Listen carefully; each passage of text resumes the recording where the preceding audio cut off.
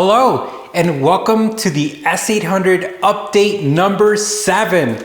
I can't believe we are at 7, but we are. So we have some really cool updates for you this time around. So let's go ahead and show you right away this awesome job that Quality Plating in Yuma, Colorado did. Now this is awesome.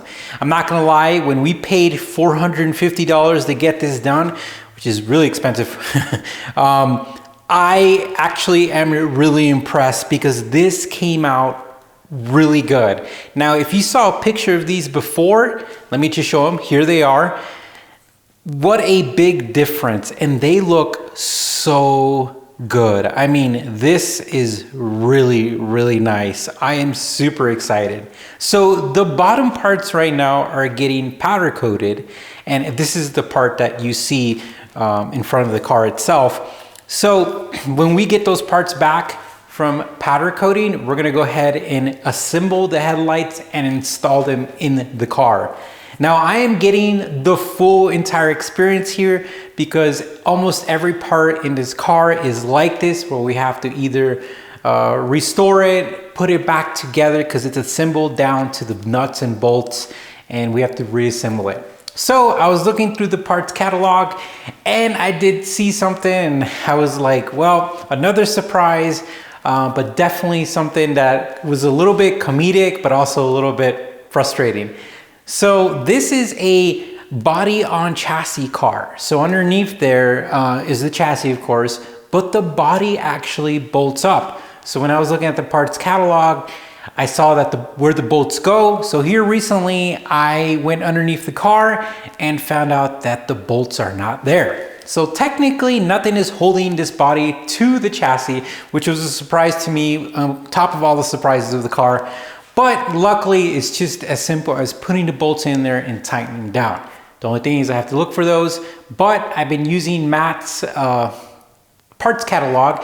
He's the guy who sells all the parts in Germany, and I saw a picture of them on there, so I'm just gonna be able to use that picture and find those there as well. All right, so we're finally stepping into the engine realm.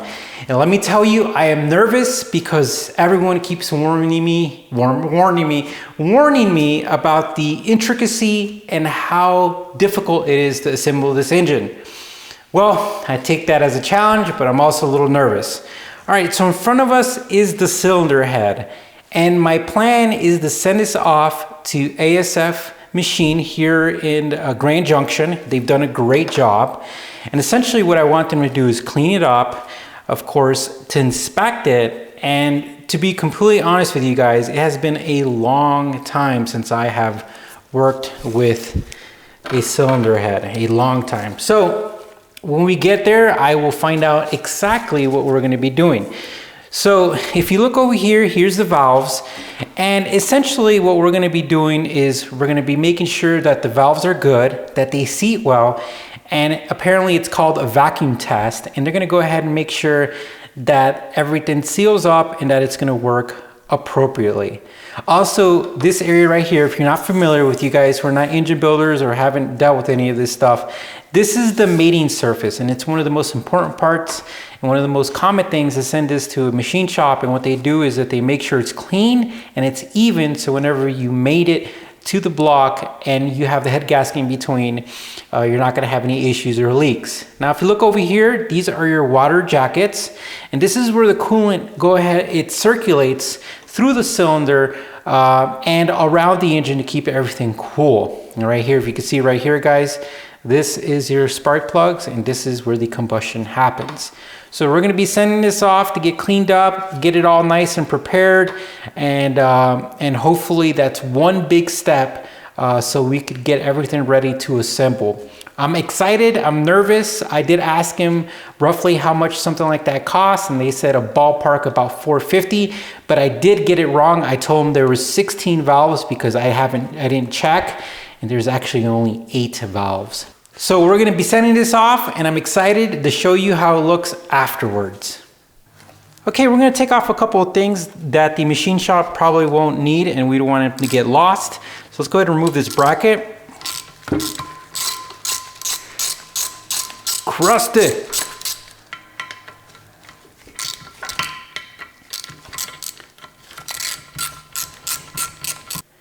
Okay, so we took out 2, 4, 6, 7 screws so far, and I mean bolts, and over here we have a screw.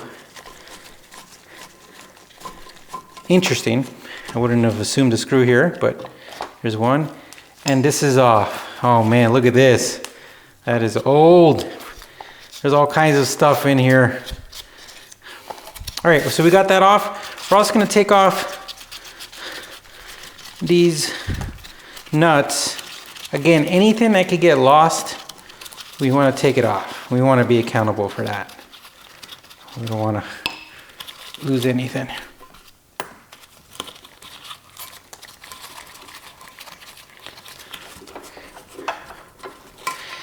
And ideally, taking off the studs would be nice, but I'm not going to mess with that.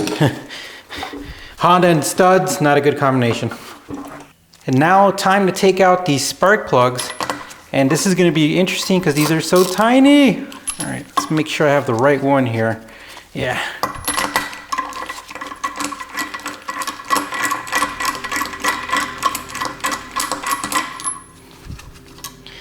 And actually, they're pretty decent size. NGK.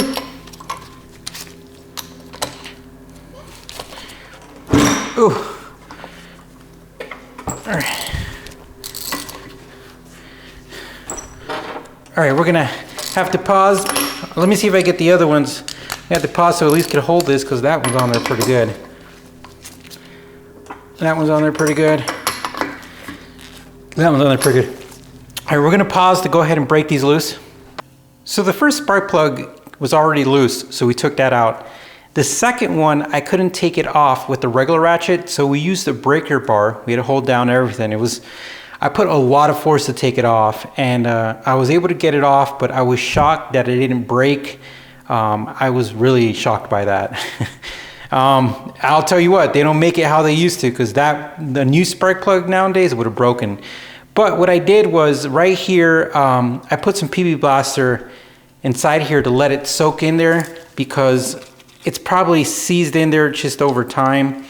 My PB Blaster doesn't really work, so I'm just gonna push, soak this thing, let it sit there, and then take it out. But after that, this thing should be ready for the machine shop.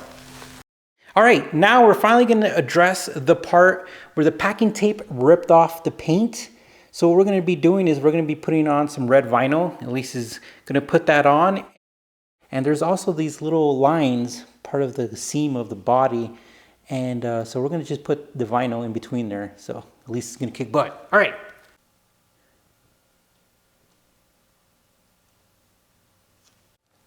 And we are done.